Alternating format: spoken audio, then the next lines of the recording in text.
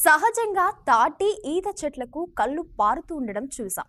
కానీ వేప చెట్లకు కళ్ళు పారిన అరుదైన ఘటన జయశంకర్ భూపాలపల్లి జిల్లా గోరికొత్తపల్లి మండలంలో చోటు చేసుకుంది.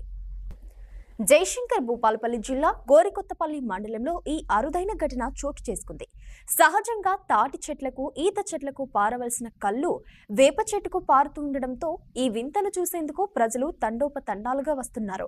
గోరికొత్తపల్లి మండల కేంద్రానికి చెందిన అప్పాని కుమారస్వామికి చెందిన వేప చెట్టు నుండి ఈ కళ్ళు పారుతోంది.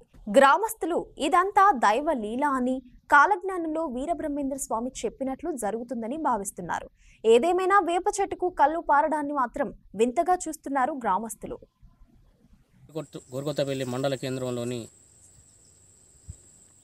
తుమ్మల కంచె అప్పని కుమారస్వామి పంట చేయనటువంటి పత్తి చేనులో ఉన్నటువంటి ఈ యొక్క యాప చెట్టుకు యాపకళ్ళు పారడం జరుగుతుంది.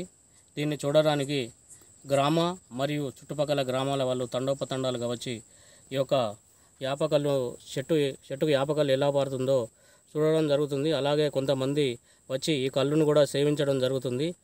అలాగే ఈ చెట్టుకు ఎలాంటి గీత లేకుండా ఈ చెట్టుకు యాపకళ్ళు పారడం జరుగుతుంది.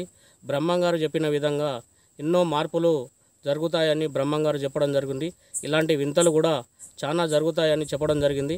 అట్లాంటి వింతలలో ఇదొక వింతగా తోస్తుంది. అలాగే ఇట్లాంటి మార్పులు జరగడం వల్ల ఇంకా ఎన్ని చూడాలో ఇలాంటి మార్పులు చూడాల్సి వస్తుంది కావచ్చు. కాబట్టి ఈ యొక్క యాప చెట్టు ఈ కళ్ళు పారడం ఇది ఒక వింతగా తోస్తుంది. ఒకసారి చూడండి, ఒక యాప కళ్ళు బిందె కట్టడం జరిగింది. ఆ బిందెలో పారడం జరుగుతుంది.